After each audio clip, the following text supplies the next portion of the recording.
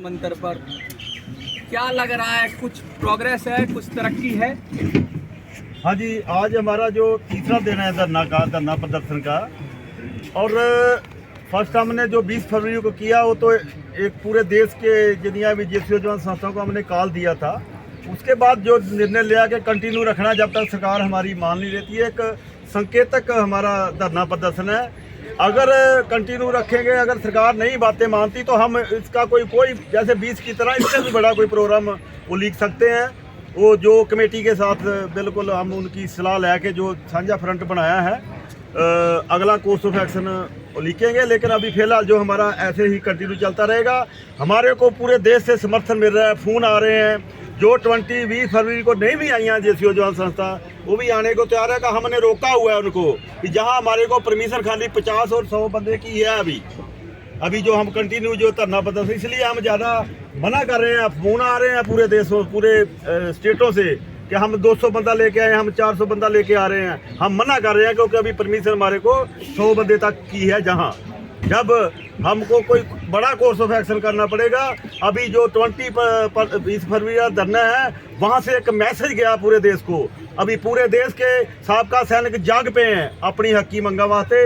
उनके दिल में दर्द है क्योंकि उनको अभी हमारा जो आपके मीडिया, सोशल मीडिया के थ्रू देश के कोने कोने में जहां की खबर पहुंच रही है कि हमारे जवान हमारी हकी मंगा वास्ते धरना प्रदर्शन में बैठ गए हैं, तो उनके दिल में भी ये भावना है कि हम भी वहां पर जाएं।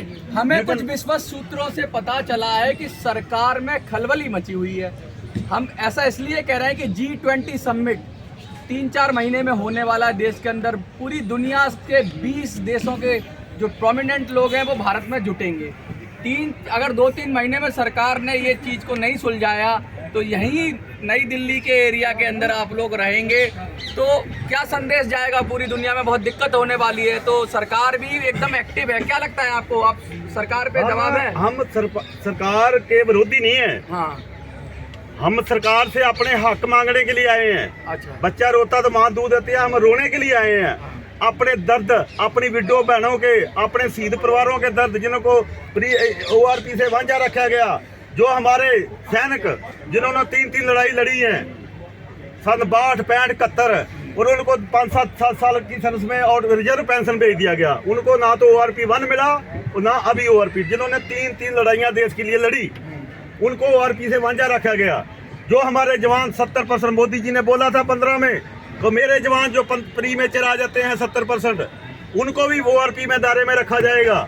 लेकिन जब जुलाई 14 से पहले उनको रखा गया, अभी ORP सेकंड डिवीजन में उनको आउट कर दिया गया। जबकि 70% जवान प्री मेचर आ जाते हैं। प्री मेचर जवान नहीं आते हैं, अपनी टर्म एंड कंडीशन 17 साल जो जिस कंडीशन में भर्ती होते हैं वो सर्विस पूरा करके आते हैं।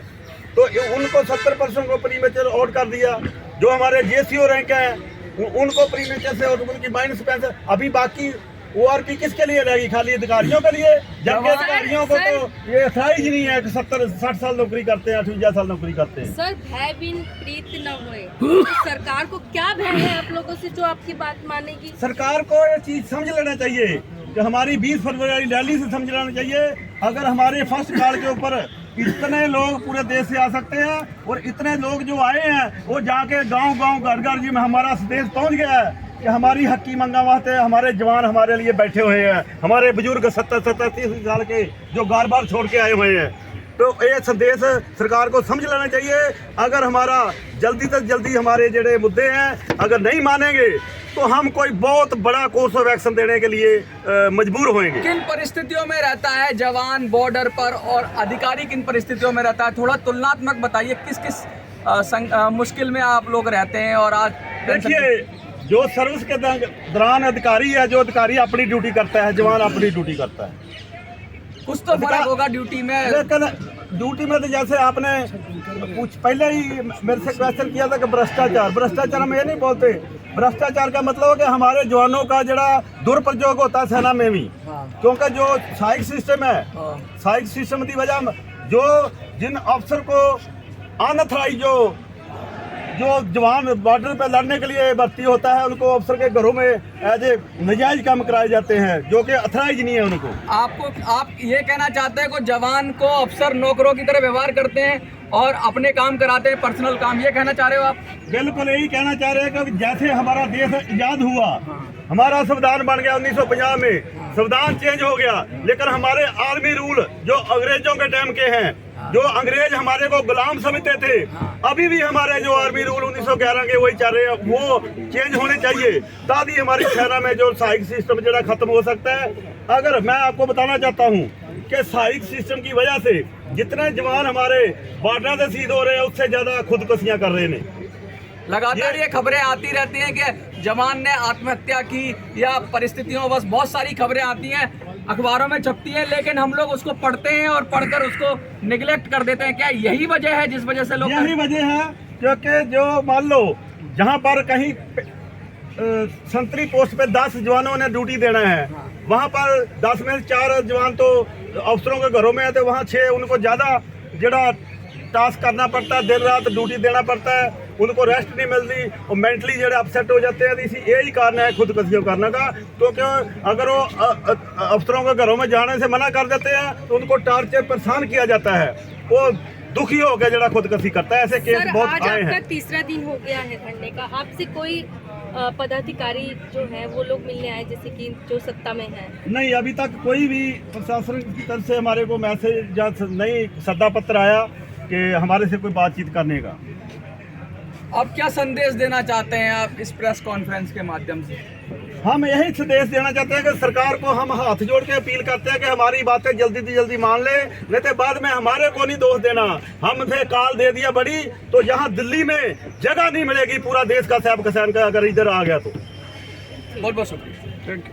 भारत माता की जय, भारत माता की जय, भारत माता की जय, सैनिक एकता जिंदाबाद, सैनिक एकता जिंदाबाद, सैनिक एकता जिंदाबाद। और हमारा हक हम लेके रहेंगे, हम लेके रहेंगे, अरे हम है अपना हक मांगते, हम है अपना हक मांगते, किसी से भीख मांगे। अरे ये तो बस आंगड़ाई है, आगे बहुत लड़ाई है, अरे ये तो बस आंगड़ाई है। देश का सैनिक सड़कों पर, उस देश का दुर्भाग्य है, जिस देश का सैनिक सड़कों पर, देश का बड़ा दुर्भाग्य है, इसका सैनिक सड़कों पर, देश का दुर्भाग्य है। अड्डा हक, इधर दे, अड्डा हक, इधर रख, अड्डा हक, इधर रख, जिंदाबाद।